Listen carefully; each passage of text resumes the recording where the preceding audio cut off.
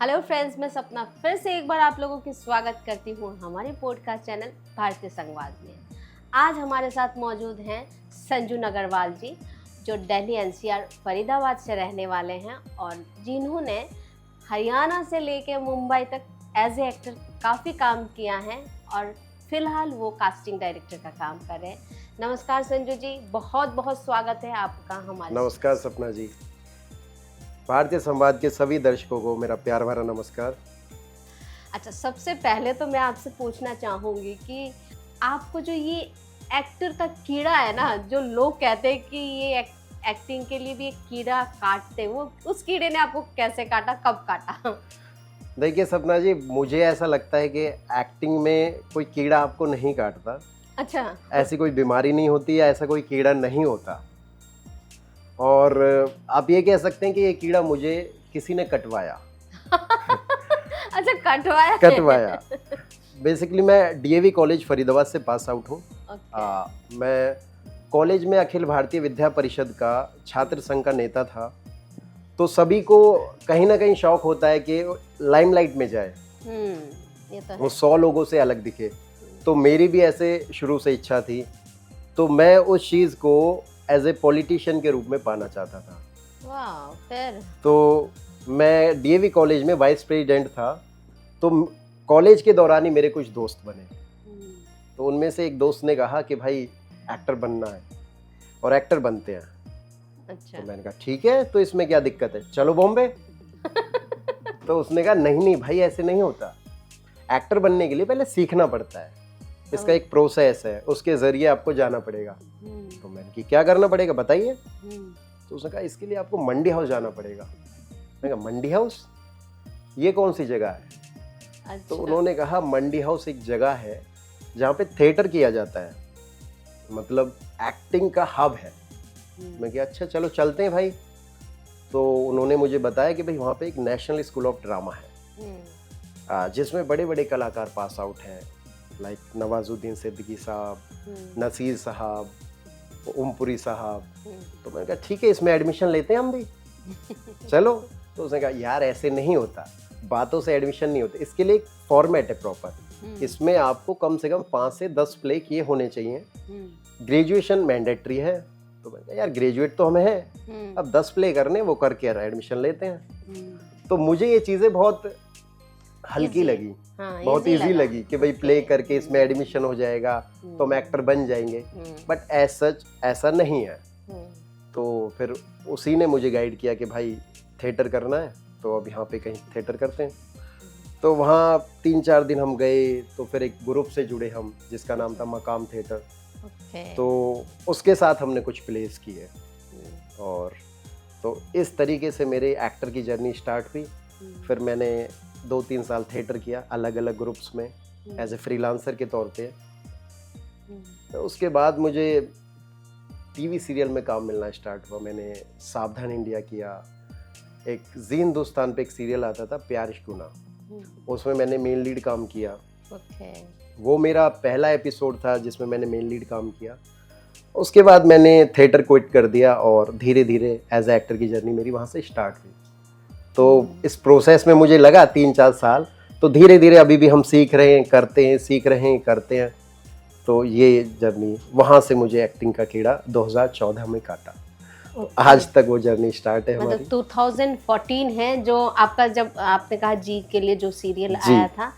तो एज ए एक्टर तो मतलब आपका हरियाणा हो, जहाँ फरीदाबाद में रहते हैं, वहाँ भी आपका काफ़ी, कि हमारे यहाँ से संजू नगरवाल गया है, मतलब इतना लीड रोल कर रहा है। तो एक होता है ना, थोड़ा छोटे जगहों पे, छोटे शहर में होता है कि मतलब बहुत एक क्रेज रहता है हीरो, लाइक मतलब एज ए हीरो आपका वो एक्सपीरियंस कैसा रहा? मतलब लोग तो डेफिनेटली आपको देखने के लिए एक वो करते होंगे। अब होता है मैम ऐसा इस तरीके से, आप बेसिकली जहाँ आप रहते हो तो वहाँ के लोगों को नहीं लगता कि आप उस तरीके के कुछ काम कर रहे हो। बट जो आपको नहीं जानते, आपके शहर के लोग, वो आपको बहुत मानते हैं। हाँ। तो मेरा ये मानना है कि होता है ना कि आपके घर पे कोई इज्जत नहीं होती, बट बाहर बहुत इज्जत होती है। वही वाली बात है ना, कहावत है ना कि कहावत है, घर के मुर्गे दाल बराबर, बराबर। वही चीज। तो वही तो अब ये है कि जिन लोगों को पता लगता है कि भाई ये लड़का फरीदाबाद से, तो उनकी तरफ से बहुत प्यार आता है, लव मिलता है, तो ये एक एक्टर को बहुत मोटिवेट भी करता है और सपोर्ट भी करता है। तो हाल ही में मैंने एक हरियाणा में सीरीज भी की है जी, तो जिसमें मैंने मेन लीड काम किया है, और उस सीरीज का मैं कास्टिंग डायरेक्टर भी हूँ, मैं आपको बता दूं। तो मैं एज ए एक्टर के साथ साथ कास्टिंग में भी काफी काम करता हूँ। नहीं, हाँ वही, आप तो as a casting director Mumbai का भी मतलब मुंबई में भी करते हैं, दिल्ली में भी करते हैं। जी जी। तो एज ए कास्टिंग डायरेक्टर आपका क्या एक्सपीरियंस है? मतलब पहले के टाइम में तो कास्टिंग डायरेक्टर का कोई कास्टिंग डायरेक्टर होता ही नहीं था, अभी जो नया ये चला है कि नहीं कास्टिंग डायरेक्टर होना बहुत जरूरी, इसमें क्या आप बोलना चाहेंगे? वाकई में ज़रूरी है? देखिए मैम, कास्टिंग डायरेक्टर की जॉब जो है ये एक्टर के लिए और डायरेक्टर के लिए बहुत अहम भूमिका निभाती है। पहले कास्टिंग डायरेक्टर नहीं हुआ करते थे, 15-20 साल पहले इतना कंपटीशन भी नहीं हुआ करता था, तो डायरेक्टर खुद से सर्च कर लेते थे एक्टर्स को, डायरेक्टर डायरेक्टली एक्टर्स से मीटिंग करते थे या प्रोड्यूसर्स से मीटिंग करते थे, तो बहुत इजी टू अप्रोच था काम पाना। बट आज के टाइम में बहुत ज़्यादा कंपटीशन है, इतने सारे एक्टर्स हैं कि डायरेक्टर उनको ना तो एंटरटेन कर सकता, ना वो एक्टर डायरेक्टर को अप्रोच कर सकते हैं। तो इसके लिए एक कास्टिंग डायरेक्टर की जो जॉब है तब से ये निकली है कि भाई इस काम को कैसे इजी किया जाए। तो कास्टिंग डायरेक्टर का जो काम है मैम, बहुत ज़्यादा हेक्टिक वाला काम है। हमें रिक्वायर्ड है 2 एक्टर्स की, और हमारे पास हज़ारों प्रोफाइल आ जाती हैं, तो उनमें से अच्छे एक्टर चूज़ करना बहुत मुश्किल होता है। और फिर उन अच्छे एक्टर्स को शॉर्टलिस्ट करके उनमें से 2 अच्छे एक्टर चूज़ करना, वो काफ़ी हेक्टिक काम रहता है। फिर हमारा काम कास्टिंग डायरेक्टर का ये रहता है बेसिकली कि हमारे पास प्रोफाइल्स आती है, उनमें से हम शॉर्टलिस्ट करते हैं अपने कैरेक्टर के अकॉर्डिंगली। फिर उन शॉर्टलिस्ट एक्टर्स की प्रोफाइल हम डायरेक्टर को पिच करते हैं या प्रोड्यूसर को पिच करते हैं। देन उनमें से फिर हम 2 या 3 एक्टर फाइनल करते हैं। फिर उनका फाइनली लुक टेस्ट होता है, फिर उनका ऑडिशन होता है ऑफिस में। तो एक प्रोसेस है, उस प्रोसेस को जो करते हैं वो कास्टिंग डायरेक्टर का काम है। हाल ही में एक लड़की ने कहा, मीडिया में डायरेक्टली कह रही हो, मैं नाम नहीं बताऊंगी, उसने कहा कि डायरेक्टर ने उसे कहा कि मैं तुम्हें हीरोइन बना दूंगा, लेकिन हाँ उसके लिए तुम्हें मेरे मतलब कॉम्प्रोमाइज करना पड़ेगा। क्या ये सच है? और सच है तो किस हद तक सच है? देखिए मैम, समटाइम होता क्या है, जो आउट ऑफ इंडस्ट्री के लोग हैं या फिर जो कलाकार हैं जो कहीं से ट्रेनिंग ना लेकर आते हैं, वो शॉर्टकट का रास्ता अपनाते हैं। उनको लगता है कि हम तो सुंदर दिखती हैं, अच्छे कपड़े पहन रखे हैं, तो हम हीरोइन बन सकते हैं। और डायरेक्टली अप्रोच करते हैं डायरेक्टर्स को। तो वो एक जो इसका एक प्रोसेस है उसको ना फॉलो करते हुए या तो डायरेक्टर्स को अप्रोच करते हैं या कोऑर्डिनेटर्स को अप्रोच करते हैं खुद से। तो उनको लगता है कि भाई अब तो हमारा काम बन जाएगा।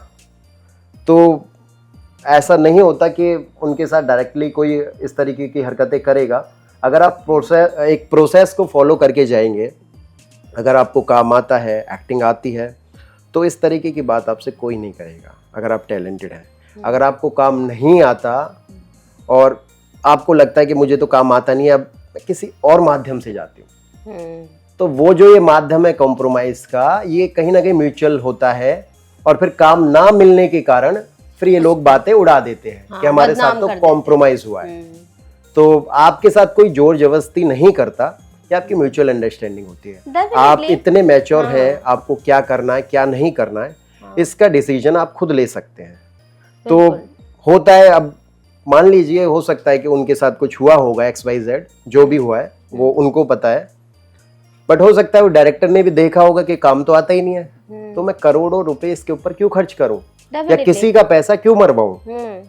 भाई उनको भी आगे जवाब देना है कि हीरोइन लॉन्च करनी है, तो हीरोइन को काम भी तो आना चाहिए, सिर्फ कॉम्प्रोमाइज से काम नहीं मिलता।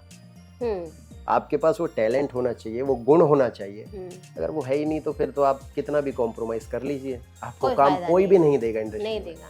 तो ये सब झूठी बातें कि हमारे साथ कॉम्प्रोमाइज हुआ XYZ, ये म्यूचुअल होता है। और फिर काम ना मिलने के कारण ये चीज़ें उड़ा दी जाती हैं। ये कहने वाली बात है कि यूज होगी, कॉम्प्रोमाइज किया, मेरे साथ ये हुआ वो हुआ, लेकिन एक बात बताओ, आज के हर एक जगह पे कैमरा, फोन, हर चीज होने के बाद अगर कोई लड़की होती मैं तो यूज हो गई, मुझे भी लगता है, हालांकि लोगों को दर्शक सुनेंगे तो लगेंगे ये तो फीमेल के अगेंस्ट में बता रही है, लेकिन नहीं, वाकई में अगर कोई लड़की खुद को किसी के सामने परोस रही है, नहीं वो करेंगे तो कोई जबरदस्ती बिल्कुल नहीं कर सकते। बिल्कुल आज के टाइम में तो बिल्कुल नहीं। वो पहले का जमाना गया, पहले का जमाना गया कि हाँ एक कमरे में बंद मेरे को जबरदस्ती किया गया, लेकिन आज के टाइम में तुम्हारे हाथ में एक एंड्रॉइड फोन है। सबसे बड़ी जो बात है ना, एंड्रॉइड फोन एक होता है, तुम्हारे साथ कोई जबरदस्ती नहीं कर तुम्हें मिसयूज डेफिनेटली नहीं कर सकता है। वो या तो मेल को एक बदनाम करने वाली बात है। अगर तुम्हारे पास टैलेंट नहीं है, चाहे तुम कितना एक्सपोज कर लो, कितना कुछ कर लो, कुछ नहीं, तुम्हारे पीछे कोई एक फाइनेंसर आके करोड़ों रुपए क्यों लगाएंगे तुम्हारे पास अगर टैलेंट नहीं है। और वो डायरेक्टर भी अपने जगह पे एक सपना देखता है कि हाँ मुझे ये चीज करना है, तो वो भी क्यों किसी को फ्री में लॉन्च करेंगे। Talent must be. तो बेसिकली ये है कि मैम ये एक फ्रस्ट्रेशन होती है आर्टिस्ट की, या जो भी है XYZ, जो ये बाद में बातें उछलती हैं, सब फ्रस्ट्रेशन है और कुछ नहीं। अगर आपको काम आता है, आप टैलेंटेड हैं, आपने काम कर रखा है, तो आपको इन चीजों के लिए कोई अप्रोच नहीं करेगा कि आप कॉम्प्रोमाइज कीजिए। जो टैलेंटेड है संजू जी, जहाँ तक मुझे लगता है वो उस हद तक जाएंगे ही नहीं कि मेरे पास टैलेंट है। बिल्कुल, अगर आपके पास टैलेंट है तो आपके पास खुद से काम आएगा, अगर आप जानते हैं काम करना। अगर आप काम करना नहीं जानते तो आप खुद से कहते हैं कि हम कुछ भी करने के लिए तैयार हैं, बस हमें काम दीजिए। अब जब तैयार खुद से हो रहे हैं और काम नहीं मिल रहा तो आप फ्रस्ट्रेट हो गए, तो आप उन चीजों को उछालते हैं कि मेरे साथ तो फला आदमी ने कॉम्प्रोमाइज किया या मेरे साथ मेरे को मिसयूज किया। तो वो उसकी गलती नहीं है, वो आपकी गलती है। आप काम सीख के नहीं आए, आपको प्रोसेस नहीं पता, तो आप सीख के आइए ना। आपको कोई बोलेगा ही नहीं इस चीज को। अगर आप टैलेंटेड हैं तो आपको काम आता है तो लोगों को लगता है कि एक्टर बनना बड़ा हुआ है, बहुत इजीली बोल देते कि मैं भी एक्टर हूँ या मैं भी एक्टर बनूंगा। तो भाई उस जर्नी को सीख के आओ ना। आप कभी ये तो नहीं कहते कि मैं डॉक्टर बनूंगा और मैं तो बन गया, मेरा मन करा मैं डॉक्टर बन गया। तो उसके लिए प्रोसेस है ना, आपको 5 साल डिग्री लेनी पड़ती है, उसके बाद ही तो आपके हाथ में वो आते हैं ना सीजर्स वगैरह ऑपरेशन करने के लिए, आपको तभी तो भेजा जाता है। तो आप सोचते हो कि हम सुंदर दिख रहे हैं, अच्छे कपड़े पहन लिए तो हम एक्टर बन सकते हैं, मॉडल बन सकते हैं, बट इसका एक प्रोसेस है। जैसे हम डॉक्टर इंजीनियर बनते हैं या बैंक में कहीं जॉब करते हैं तो उसके लिए BCom होती है, MCom होती है, टीचर बनने के लिए एक डिग्री होती है, सेम एक्टर बनने के लिए भी एक डिग्री होती है। या थिएटर कीजिए, आप डिग्री नहीं ले सकते तो अपने आप को पॉलिश कीजिए डेफिनेटली। आपको काम आएगा। तो आपसे कोई इस चीज़ के बारे में नहीं कहेगा कि मेरे साथ कॉम्प्रोमाइज कीजिए या आप जब तक मेरे साथ नहीं करेंगे तो मैं आपको काम नहीं दूंगा। आप नहीं दोगे तो बहुत सारे ऑप्शंस है ना, हजारों प्रोडक्शन हाउसेज हैं, और ये चीज़ें सिर्फ दिल्ली में सुनने को मिलती है। बॉम्बे में किसी के पास इतना वक्त नहीं है चीज़ों, और ये बहुत आम बात है। और दिल्ली में ही ये बदनामी जो हो रहा है ना, दिल्ली में ही ज़्यादा जी ये सारी चीज़ें। अच्छा, और एक बात पूछूंगी आपको, आप एज ए डायरेक्टर भी काम कर रहे हैं, कास्टिंग डायरेक्टर और डायरेक्शन भी करते हैं, और एज ए एक्टर भी काम किया है, तो इस मामले में ये वाली बात पे आप कहाँ तक, आपने कभी कोई ऐसा फेस किया है एज ए एक्टर? मानिए कोई फीमेल प्रोड्यूसर है जी, तो क्या आपके साथ ऐसा कुछ हुआ है, या फिर क्या आपको किसी ने कॉम्प्रोमाइज के लिए कहा है, या फिर एज ए डायरेक्टर आपने किसी लड़की को ये कहा है कि नहीं भाई तुम्हें तो मैं हीरोइन बना दूंगी? नहीं मैम, ऐसा मेरे साथ या मैंने एज ए कास्टिंग डायरेक्टर कभी किसी को नहीं बोला, क्योंकि कास्टिंग की जॉब मैंने आपको थोड़ी देर पहले बताई थी, इतनी टफ होती है कि बिल्कुल समय ही नहीं मिलता आपको। जब आप किसी कास्टिंग में लगते हो तो आपके पास हजारों प्रोफाइल्स आती है और उनमें से अच्छे एक्टर चूज करना, फिर शॉर्टलिस्ट करना, उनसे ऑडिशंस मंगाना, तो ये इतना लंबा प्रोसेस हो जाता है कि आपके पास वक्त नहीं होता। टेंशन ही टेंशन। जो आपने कहा कि कॉम्प्रोमाइज के लिए, तो ये मेरे साथ पहले एक बार हुआ था। तो मेरे को किसी ने बोला था, फीमेल, जब not female, he is a male, basically he is a gay. तो मैं, ये बात है 2015 की, मैं नया था इंडस्ट्री में, तो मैं मॉडलिंग भी करता था और थिएटर भी करता था। तो मुझे किसी ने रेफ़र किया कि फ़ला फ़ला ये फ़ोटोग्राफ़र है और आप इससे मिलिए, आपकी अच्छी फ़ोटो शूट करेगा और ये आपको काम भी देगा एथनिक में, क्योंकि मैं एथनिक में इंटरेस्टेड था। तो उन्होंने बोला कि एथनिक करते रहते हैं तो आप इनसे एक बार मिलिए। तो मैं उनसे मिलने गया साकेत। अच्छा। बेसिकली मॉडलिंग का हब साकेत, हौस हाँ, खास या मालवीय नगर है, तो उस साइड ही मॉडलिंग होती है। तो अब मैं उनसे मिलने गया, तो हम तो फरीदाबाद से थे तो इंडस्ट्री के बारे में इतना जानते भी नहीं थे, तो अपनी ऐठ में चलते थे और उस तरीके से ही फालतू की चीज़ों से मतलब नहीं था। और इस तरीके की चीज़ें हमें बड़ी बड़ी ऑकवर्ड लगती थी क्योंकि पहले कभी सुना नहीं था। सुना ही नहीं था। हाँ। अब तो ये चीज़ें हैबिचुअल हो गई हैं कि लोग बोलते रहते हैं, इससे सुनिए, इससे निकालिए, माइंड नहीं करते। तो वो मेरे साथ फर्स्ट एक्सपीरियंस था ऐसा। मैं उस बंदे से मिला सीसीडी में, तो उसने मुझे बोला कि संजू यहाँ पे थोड़ा कंफर्टेबल नहीं है, मेरा पास में ही घर है, घर चले क्या? मुझे कुछ अजीब नहीं लगा कि भाई सामने वाला व्यक्ति आदमी है, मैं भी आदमी है, मुझे क्या खाएगा? तो मैं कहा चलते, कोई इशू नहीं है। अब मैं उसके घर पहुंचा, दोनों साथ साथ। तो रास्ते में मुझे उसकी हरकतें अजीब सी लगी, जो उसका चलने का सेंस था, बात करने का तरीके था, ये वो। तो वो थोड़ा आगे था, मैं पीछे था। मैंने इतने में अपने दोस्त को कॉल लगा दिया। मतलब उस टाइम में आपको समझ था कि थोड़ा ये सा समझता, ऐसा ये होता है, नहीं, ऐसा ये का नहीं पता था, बट ये था कि ये आदमी की हरकतें अलग हैं। अलग है। तो मैंने एक दोस्त को कॉल लगा दिया। मैंने कहा यार जिसके पास भेजा ये तो मुझे अजीब सा लग रहा है। तो कह रहा कोई दिक्कत नहीं है, तू मिल, अच्छे से मिल, बातचीत कर, काम हो जाएगा तेरा। मैं चलो कोई नहीं। मैंने कहा यार एक काम करिए, मुझे हर 5 मिनट में कॉल करता रहिए, क्योंकि मेरे लिए भी नई चीज थी और मैं भी उस साइड फर्स्ट टाइम गया था। अंदर डर था कहीं ना कहीं। तो अब फाइनली वॉकिंग करते करते मैं उसके घर पहुंचा। तो घर पहुंचने के बाद वो आदमी कहता आप शर्ट उतार लीजिए, गर्मी हो रही है। अरे मैंने की मैं कंफर्टेबल हूँ, मुझे कोई प्रॉब्लम नहीं है। तो अब बात करते करते वो मेरे से उल्टी सीधी बात करे, मेरे को टच करे, फिर मेरे से कहता है यहाँ मेरे पुश करो थोड़ा सा। मैंने उसके कह रहा मेरे पेन हो रहा है। चलो कोई नहीं यार, काम दे रहा है आदमी, थोड़ी सेवा कर सकते हैं। तो थोड़ी सेवा तो कर ही सकते हैं। तो मैंने जैसे पुश करा तो वो फीमेल की आवाज निकाले। मैंने ऐसे पुश करा उसके शोल्डर को, तो करे आओ। कहा यार संजू कहाँ फंस गया तू, ये कहाँ आ गया? अब वहां मेरी हालत टाइट होगी फर्स्ट टाइम। मैं कि यार ये तो कहीं गलत फंस गया तू, अब ये तेरे साथ जबरदस्ती कर दे या उल्टा तेरा ही रेप कर दे तो तेरे को कौन बचाने वाला इस 3 BHK फ्लैट के अंदर? यहाँ तो तू और ये अकेले हैं। फिर मैंने देखा कि 1-2 लड़कों की और आवाज आ रही थी उधर से। अच्छा। तो मैंने कहा भाई अब तो तू यहाँ पे अकेला है, तेरे साथ कुछ भी हो सकता है। अब मैं डर गया था कहीं ना कहीं। तो मैंने कहा ठीक है सर, फॉर्म वॉर्म तो हम बाद में भर लेंगे, अभी मेरे को अर्जेंट जाना, मुझे कुछ काम है। तो उसने मेरा हाथ पकड़ के रोका, अरे बैठो ना यार, चाय पानी पीते हैं, बैठो साथ में। उसने अपनी टी-शर्ट उतार ली, कह रहा यार बड़ी गर्मी हो रही है। मैंने कहा गर्मी कहाँ है यार, फैन तो ऑन है। तो मुझे उसकी हरकतों से पता लग गया है ये गे है, मामला तो गड़बड़ है। मामला बहुत ज्यादा गड़बड़ है। और मैंने नीचे से ऐसे करके अपने दोस्त को कॉल लगा दिया, मिस कॉल मारी, उसकी बैक कॉल आई। तो मैंने उसके, मेरा एक अर्जेंट कॉल आ रहा है, मैं अभी बात करके आता हूँ। अब मैं बाहर निकला बात करने और वहीं से भाग गया। माय गॉड, मैं वापस नहीं आया। फिर मुड़ के नहीं देखा। फिर मुड़ के नहीं देखा। अब कौन जाने अगर मैं 5-10 मिनट रुक जाता तो क्या क्या हो जाता। तो ये एक्सपीरियंस मेरे साथ भी रहा है कि होते हैं यहाँ पे इस तरीके से, मेल के साथ भी होता है, फीमेल के साथ भी होता है थोड़ा बहुत। बट वो जो अनप्रोफेशनल लोग होते हैं, जबरदस्ती नहीं हो सकता। नहीं जबरदस्ती नहीं हो सकती। ये कुछ अनप्रोफेशनल लोग हैं जो ये करते हैं। एक अलग एक्सपीरियंस। जी जी जी। बहुत बड़ी बात पता लगी आपके बारे में। अच्छा संजू नगरवाल जी, आपने हाल ही में एक वेब सीरीज किया है हरियाणा के OTT चैनल स्टेज के लिए जी, और आई थिंक उसमें आपने मेन लीड रोल भी किया है। तो इसके लिए आपने क्या कुछ स्ट्रगल करना पड़ा या डायरेक्ट मिला है, क्या कहना चाहेंगे?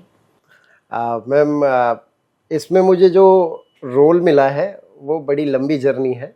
अच्छा। बेसिकली इस सीरीज के अंदर मैं एज ए कास्टिंग डायरेक्टर काम कर रहा था। मैं पहले एज ए एक्टर नहीं काम कर रहा था। अच्छा।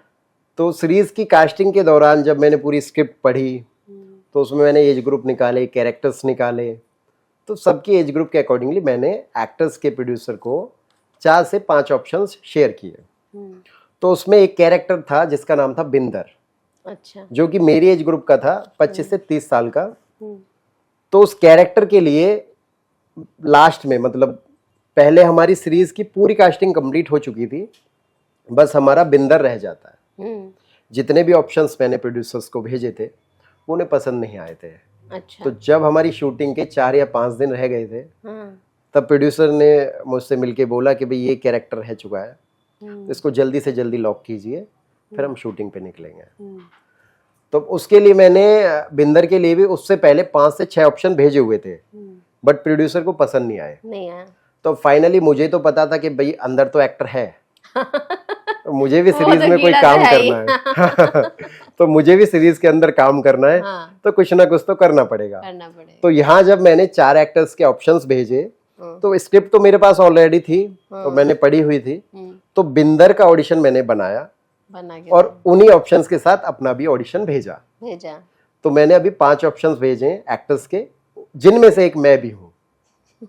जब प्रोड्यूसर्स ने वो देखे ऑप्शंस, मैं साथ में ही था, तो कह रही ये ठीक नहीं है, इसमें तो संजू तुम्हारा भी है ऑडिशन, तुम्हारा तो, तुम तो बड़ी अच्छी हरियाणवी बोलते हो। मैंने कहा मैम मैं हरियाणा से हूँ और एज ए एक्टर भी काम करता हूँ।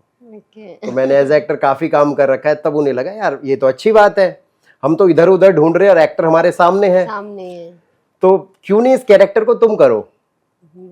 तो मेरे लिए तो ऑफर था और अंदरूनी कहीं ना कहीं मेरी इच्छा भी थी कि भाई इस सीरीज में मैं कास्टिंग के साथ साथ एज ए एक्टर भी काम करूं।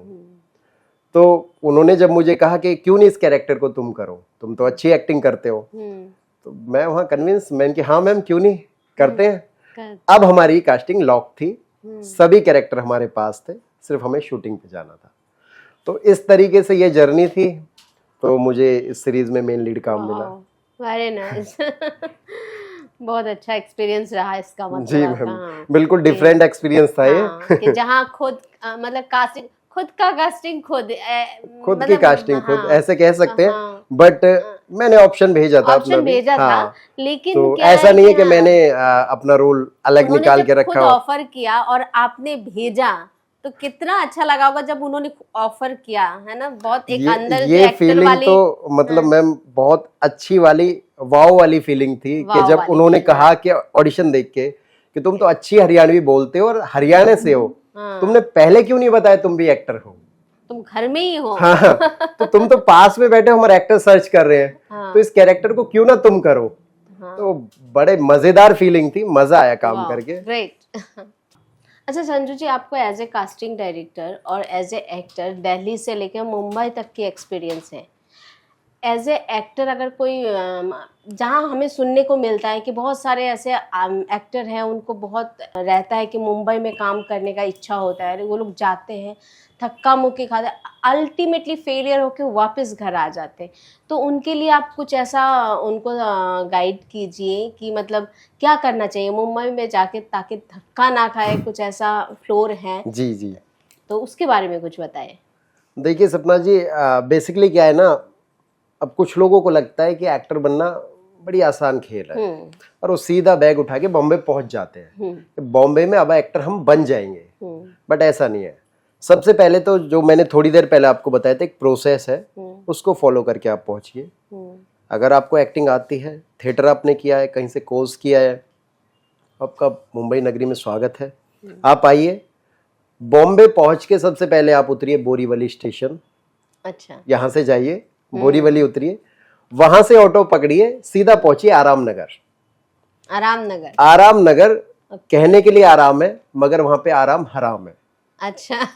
वहां इतने एक्टर्स मिलेंगे आपको, इतने एक्टर्स मिलेंगे, और पूरे देश से, जगह जगह से, हर स्टेट के, हर प्रांत के लोग वहां पे पहुंचे होते हैं।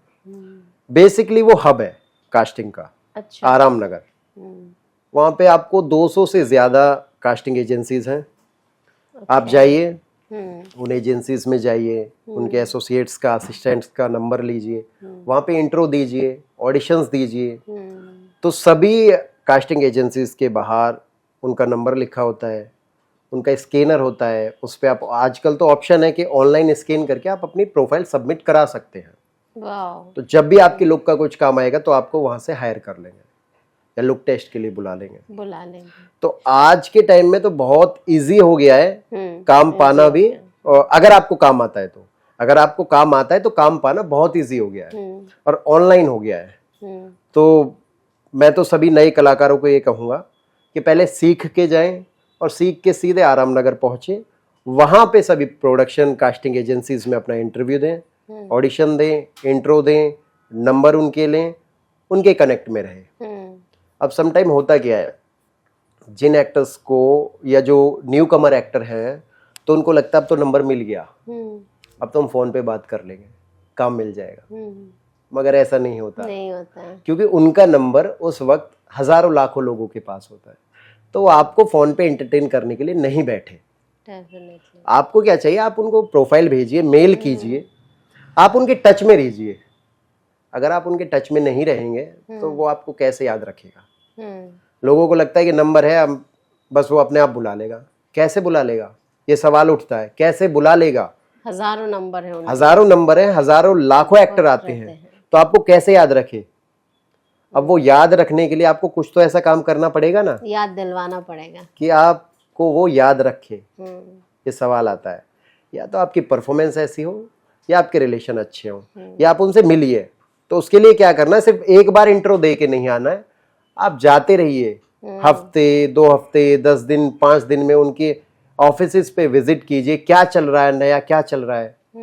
क्योंकि लगभग डेली ऑडिशंस होते हैं, इंट्रोडक्शन चलता है, तो आप जाएंगे आएंगे तो आपकी पहचान बनेगी। तो वहाँ पे असिस्टेंट जो आपको जानेंगे, एसोसिएट्स आपको जानेंगे, तो जान पहचान से काम मिलता है।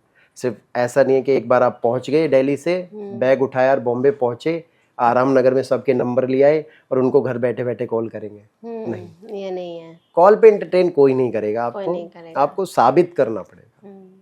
तो बेसिकली तो मैं सबसे यही कहना चाहूँगा सभी एक्टर्स से कि जाइए, एक प्रोसेस है उसका भी, किस तरीके से लोगों से बातें करनी है, किस तरीके से वो आपको एंटरटेन करे या आप उनको किस तरीके से एंटरटेन करें। तो इस जर्नी को फॉलो कीजिए और आपको काम बहुत मिलेगा। वहाँ पे मुंबई नगरी कभी किसी को खाली हाथ नहीं भेजती, वहाँ पे बहुत काम है और सबके लिए काम है, हर लुक के लिए काम है।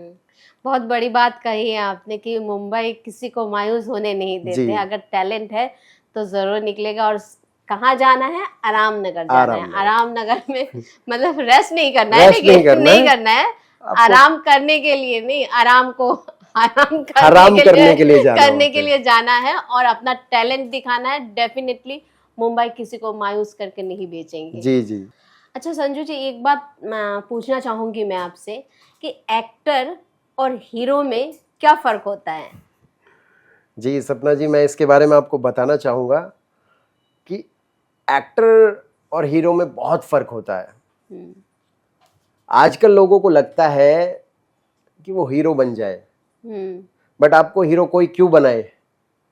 अगर आप हीरो बन जाएंगे, 140 करोड़ पॉपुलेशन है हमारे देश में, अगर सभी हीरो बनने लगे तो फिल्म में बाकी के कैरेक्टर कौन करेगा? तो वो कैरेक्टर एक्टर करता है।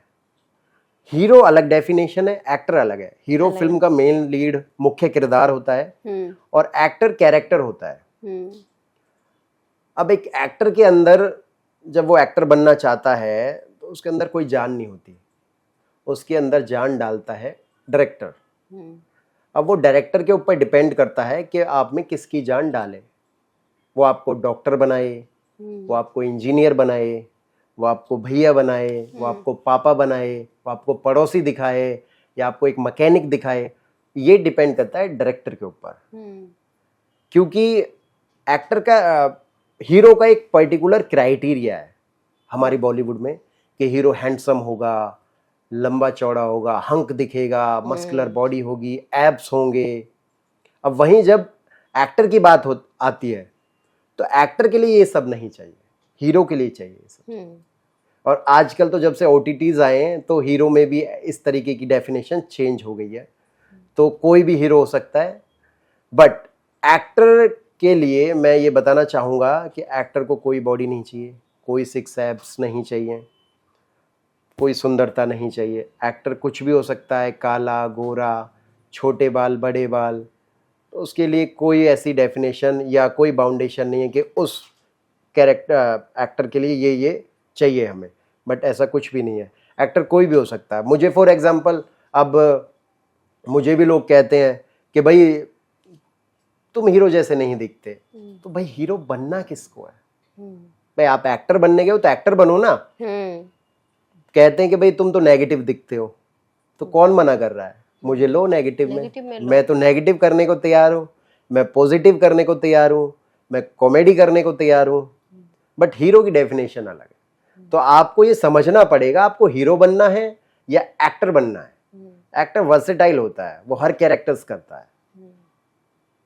तो ये चीजें न्यू कमर्स को और एक्टर्स को समझनी होगी कि आपको हीरो बनना है या एक्टर बनना है। जरूरी हीरो के लिए बहुत मेहनत होती है। हीरो को डांस आना चाहिए, हीरो को मार्शल आर्ट आना चाहिए, हीरो को जंपिंग आनी चाहिए, हीरो को स्काई डाइविंग आनी चाहिए, हॉर्स राइडिंग आनी चाहिए, डांस, सिंगिंग, बहुत सारी चीजें। बट एक्टर के लिए ऐसा सच कुछ नहीं है कि एक्टर को वो आना चाहिए। एक्टर को सिर्फ एक्टिंग आनी चाहिए। हाँ, उसके लिए कोई पर्टिकुलर ऐसा नहीं है ना कि भाई अब तुम एक डॉक्टर का कैरेक्टर कर रहे हो तो आपको डांस भी आना चाहिए। नहीं आना चाहिए। आपको डांस नहीं भी आता तब भी आप वो डॉक्टर का कैरेक्टर करोगे। बट जहाँ हीरो की बात आती है वहां आपको वो सारी चीजें आनी चाहिए। तो ये फर्क पता होना चाहिए न्यू कमर्स को। तो आपके चैनल के माध्यम से मैं बस यही कहना चाहूंगा कि भाई एक्टर और हीरो के फर्क को समझिए और सीखिए, उस तरीके से ही तैयारी करके आइए। एक्टर बनना है तो सिर्फ एक्टिंग पे काम कीजिए, हीरो बनना है तो फिर तो आपको सर्वगुण संपन्न होना चाहिए। डांसर, सिंगर, बहुत बहुत सारी चीजें। और इसीलिए बहुत मायूस हो जाते कई, बहुत से बच्चे ऐसे होते हैं कि मुंबई तो चले जाते हैं, हीरो बनना है, एक्टर नहीं बनना है उनको, हीरो बनने के लिए जाते कि भाई मुझे तो लीड रोल नहीं मिला तो मैं तो मायूस होके चले। लेकिन एक्टर पहले अच्छा एक्टर तो बनो। बनना चाहिए। और एक्टर बनने के लिए मेरा तो ये मानना है सपना जी कि एक अच्छा एक्टर बनने के लिए सबसे पहले आपको एक अच्छा इंसान बनना बहुत जरूरी है। आपकी नीयत बहुत साफ होनी चाहिए। मैं देखता हूँ बॉम्बे में भी अब लोगों को घर छोड़े 5-5, 10-10 साल हो चुके हैं बट काम नहीं कर पा रहे। तो इसके पीछे भी कुछ जर्नी है जो लोग अपनी नहीं बताते, सिर्फ इंडस्ट्री को दोष देते कि हमें तो काम नहीं मिल रहा। काम कहाँ से मिलेगा? आप सुबह सो के उठ रहे हो 1 बजे, 2 बजे, 3 बजे, दोपहर में आप उठ रहे हो, आप कभी ऑडिशन देने नहीं जाते, आप कभी किसी से मिलने नहीं जाते, आप घर में सारा दिन रहोगे तो उसको स्ट्रगल नहीं कहते ना। बहुत से लोग हैं मेरे जानने वाले भी जिनको मैं देखता हूँ कि भाई वो 1-1, 2-2 बजे दोपहर में उठ रहे हैं। एक्टर का एक रूटीन होता है, उसको फॉलो कीजिए। आप रियाज कीजिए, रिहर्सल कीजिए, सुबह ब्रह्म मुहूर्त में उठिए। एटलीस्ट ब्रह्म मुहूर्त में ना उठ पाए तो 6-7 बजे तो आप बिस्तर छोड़ दीजिए और फिर उसके बाद एक्सरसाइज कीजिए, अपनी वॉइस मॉड्यूलेशन कीजिए, एक्टिंग पे काम कीजिए, बुक्स रीडिंग कीजिए। बट एक्टर वहां पहुंचने के बाद, यहाँ से रिहर्सल करके जाएंगे, वहां पहुंचने के बाद उनको लगता है कि काम मिल ही जाएगा। बट मिलेगा कैसे? वो आप तो वहां सो के 12-1 बजे उठ रहे हो, रात को दारू पार्टीज चल रही हैं। तो एक्टर वहां पे एक्टिंग के सपने को खो देता है, वो कहीं और मिल जाता है, जो बाहरी दुनिया में खो जाते हैं। फिर उसके बाद उनका जो मेन मोटिव होता है उसको वो टूट जाता है और वो कहीं ना कहीं अलग जर्नी में निकल चलते हैं और फिर एक्टिंग को दोष देते हैं कि हम एक्टर नहीं बन पाए, हमें 10 साल हो गए हैं, हमें 12 साल हो गए, हमें चांस नहीं मिला।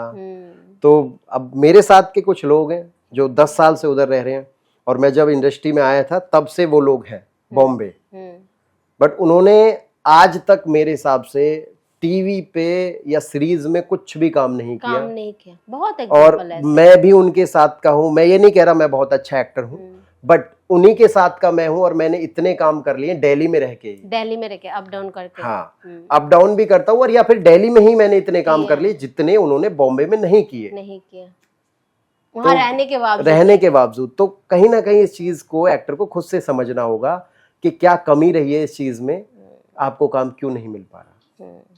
क्योंकि एक्टर डेडिकेटेड होता है, फोकस्ड होता है और बहुत पंचुअल होता है। तो वहां जाके एक्टर ये सब चीजें छोड़ देता है।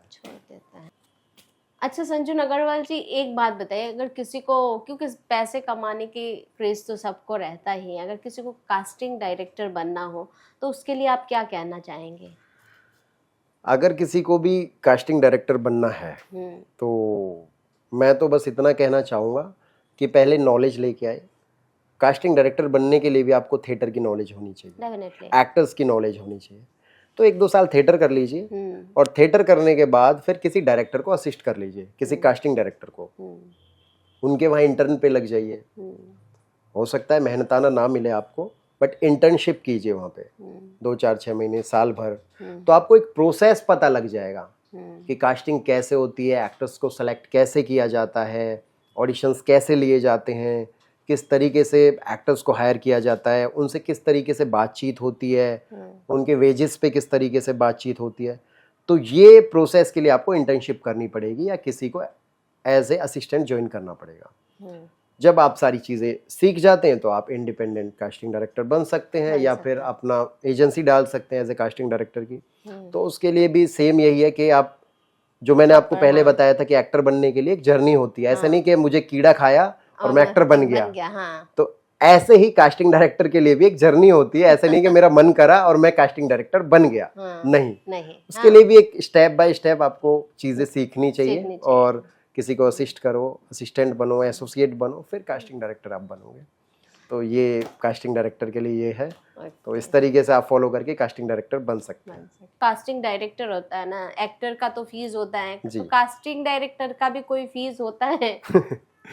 जी मैम, फीस तो होती है, बिना फीस पे कोई क्यों काम करेगा? हाँ, क्यों करेंगे, वो तो है, लेकिन तो कैसे? ये डिपेंड करती है मैम, ये फीस हमारी जो है प्रोजेक्ट के ऊपर डिपेंड करती है।